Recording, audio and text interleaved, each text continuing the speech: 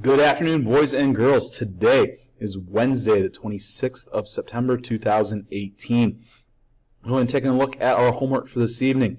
In math, you've got a guided practice, page 62, numbers 1 through 19. Remember, we did cross about 4 or 5 problems out during class. Our Module 3 quiz has been moved to Monday, and we need to check Google Classroom. Also, in honors math, the Module 3 quiz will be tomorrow, and we got to create a puzzle on Friday. Science. Prepare for our measurement test next Tuesday. We do have a lesson review on page 53. You will cross out problems 4 and 6.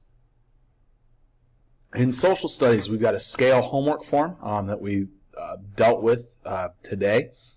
Just a few questions. Make sure that you are using your atlas and taking that home with you to complete this assignment.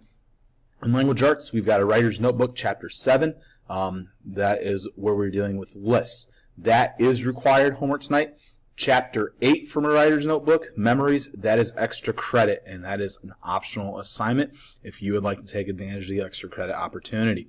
In literature, we've got to study our vocab words from Seed Folks, and we've got our chapter 7 work.